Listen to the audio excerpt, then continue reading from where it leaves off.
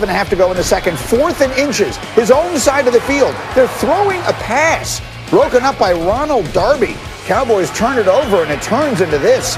Alex Smith, Logan Thomas. Washington up 17-10 at halftime. A lot of defense in the third quarter. Under 5 to go. Washington's up 7. Alex Smith, this is not what he had in mind. Jalen Smith is right there. Looks like he's going to score. But how about the effort from Terry McLaurin? Chases him down and keeps the ball out of the end zone, which proves to be significant because on the ensuing drive, this is the second down play, trying tricky stuff. Cowboys showing no confidence in their offense. That CD Lamb going nowhere. They settle for a field goal, 20-16. Then more trouble. Early 4th and 10. Their own 24-yard line. The Dallas Cowboys run what I think can be described as the worst fake punt in the history of the sport. Actually, we've confirmed it. Hembo looked it up. It is the worst fake punt in the history of the National Football League. Washington takes over, and they're in business, and they will capitalize. 1st and 10 at the Cowboy 23. How about the rookie, Antonio Gibson? There's a 23-yard touchdown, 115 yards on the day. He waves goodbye to the Cowboys' chances. 27-16 is the score. Next Washington possession, 3rd and 6 at the 37. It's Gibson again. It's daylight again. He's the first rookie to score 3 touchdowns on Thanksgiving since Randy Moss. Washington, its 4th win, 41-16. Hey, Mike McCarthy, how about that fake punt?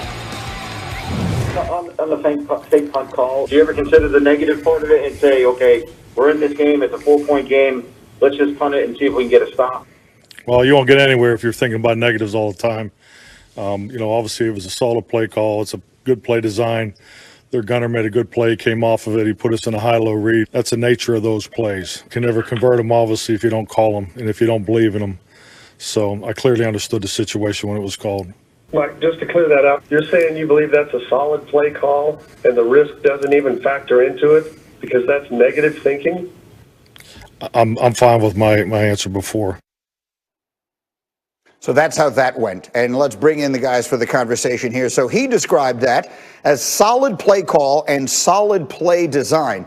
Bart, there were other adjectives I might have used to describe it. What did you think of what we saw from the Cowboys there? See, everybody's a genius until the play doesn't work or it does work. And Bone Jones, or Baby Fossil, what we used to call him, is a genius. And sometimes he can convince these coaches. You have 2 players on the same play making a great read. You have the guy on the end line of scrimmage not going down and blocking his man. He's holding up the punter who's going to throw the ball. And then you have the gunner that didn't go with the motion and run down blindly to hold up the punter. What was surprising is the fact of the place on the field that they did it. Because if it doesn't work, it turns automatically into at least 3 points for the opposing team. And that's exactly what it did. It stopped them, and then the next play to give up the touchdown. And it was a rash and the beginning of the snowball effect of them losing this football game. So, Ninkovich, let's get into not so much the how, but the why. They run the fake punt. They're running reverses in the red zone. They're running all this crazy stuff. What does that tell you about what the coach thinks of his team? Lack of confidence, number one. When I see these plays, the trick plays, when you're going deep in the playbook to try and come up with something to score or to convert a 4th down, that means that you don't have confidence that you can go out there and run a normal play and get the job done. So when I watch them go for it on a fake punt, 4th and 10, deep in their own territory, I mean, look, I've seen a bad punt. I've seen the Colts catastrophe October 18th, 2015. That was a bad fake punt. This is a bad fake punt. And when you do those things, it's just lack of confidence, plain and simple. So, Sanchez, when you watch this offense play, because we're sitting here talking about Mike McCarthy not having confidence in his offense, maybe that lack of confidence is justified. They lose 2 offensive linemen at the very beginning of the game. In fairness, that obviously plays a role here. What did you see from it yesterday, Mark? That will 100% affect the way you call plays. But I'm not used to being the contrarian and going against the grain here. But if the tables are turned and Washington loses this game, I mean, they ran a fumble-rooski, okay? They let their tight end throw a pass. Like, everybody around the league yesterday, the Lions, the Texans, everybody ran trick plays. So everybody goes deep in their playbook on Thanksgiving, and they do some fun stuff, some stuff that gets their guys energized. They got to get the energy amped up. It's a short week. Guys are tired. Guys want to be with their family. So I get it, but we can't be too hard on them. I understand they gave up 3 points automatically, and of course they're searching. It's a rough game for them. They lose 2 linemen, like you said, before the game. So yeah, of course, they're searching a little bit, but let's be fair for everybody. Yeah, it wasn't the greatest play, but you could see it from the end zone right here. He's got a guy open, Bart. He's got a guy open just past the 40-yard line. It did seem to me, Bart, that he should have been looking to throw the ball, but it doesn't look to me like he ever actually looks. When I first see the play, I'm thinking he's going to throw a pass, but he doesn't look like he's aware that he's going to throw a pass. Well, he wanted to throw the pass, but much like CeeDee Lamb's play, the intended receiver was covered. And they tell you if the receiver's covered, you have to go ahead and run it. So you give yourself 2 options, and they pulled them up. You look at it, the gunner never went down with them.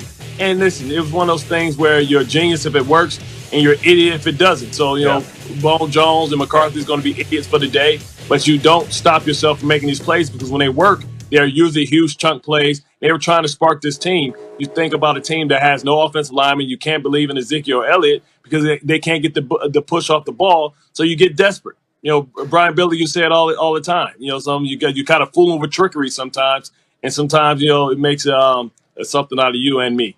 Yes, exactly. I get it. And so, Ninkovich, I mean, let's talk about the Cowboys for a minute. And granted, they've had a lot of terrible things happen. They had the tragic event of this week. They lost Dak Prescott early in the season. They've had a variety of injuries. And again, lose the 2 linemen at the beginning of the game yesterday. But they play in the worst division that maybe we've ever seen. And yesterday, they were practically knocked out of that race. What are the Dallas Cowboys, Rob Ninkovich, right now? I mean, I think I can't even answer that question because when I watched them, your best player, Zeke Elliott, leads the NFL in fumbles. He's giving the ball away multiple times with 6 on the year. So when your best players aren't playing to the level that they should and the level that you're paying them and you're losing offensive linemen and you've lost your big time starting quarterback who was supposed to be, the savior this year because he was on a contract year and he unfortunately got hurt. It just deflated the sales, and basically the Cowboys team, Jerry Jones, is up there in his box, beating up his chair that he's sitting on because he's watching everybody go down with injuries, watching bad football on 4th down, fake punts. Mike McCarthy looks like he doesn't have control of that team, looks like he might not be the coach there next year. It is a complete mess in Dallas for sure. On the flip side, Mark, let's talk about the team that won this game yesterday and that has started to stabilize things. And they've got a first-year coach who everybody respects a lot there and around the league. They've got a good young running back. They've got a good young wide receiver. They've got a ton of good young defensive linemen. Is Washington the best team in that division, Mark Sanchez? I think the way things are going right now, it really looks that way. And part of that, like you said, we entered this season learning about Ron Rivera battling cancer, and he's been just such a calming presence for that whole organization. They went through the name change. If anything, he was the savior for them, and they didn't even realize it. He's the perfect personality, the guy who can control this locker room and keep guys together, energize them, motivate them to crescendo at the right time, and potentially make the playoffs. It looks like they're in the driver's seat to win the division. Feels that way. And Bart, I know that you like their quarterback. If you look around that division, he's the one you trust? Well, that's the quarterback I trust the most because he's been a game manager. He's a guy that's going to understand the situational football. And that's what this division's about, not losing it as opposed to winning it. And you saw yesterday the desperation times that the Cowboys lost their confidence and they lost the game. They didn't win it. They handed it right to them. It was something that the Patriots always did to every team. The Patriots always didn't beat themselves. And you're going to see the guys in these teams because they're pressing. They're looking for a spark. They beat themselves. Alex Smith still stays within himself. He's not afraid to throw the ball away. He's not afraid to punt the football and live to fight another day. You need that. So if you just take a look at where they all are right now, the Eagles have a very losable game on Monday night against Seattle. The Giants have a very winnable game on Sunday against the Bengals playing without Joe Burrow. This could be very interesting the last month of the season.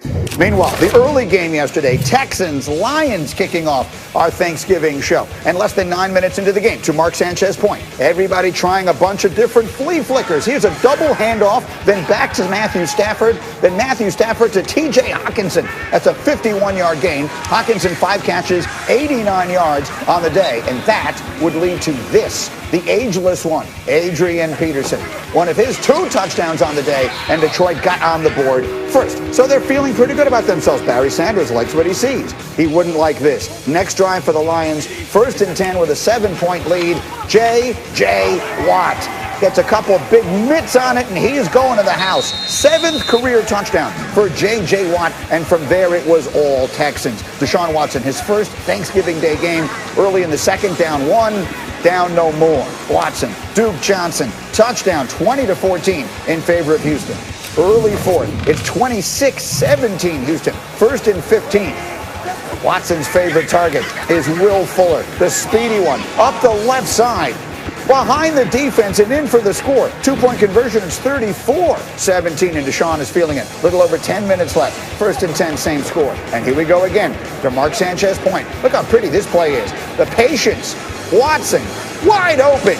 Will Fuller. Fuller, 6 catches, 171 yards. Watson threw for 318 and 4 touchdowns, and the Texans win 41-25. And don't look now, they have a sneaky outside chance at getting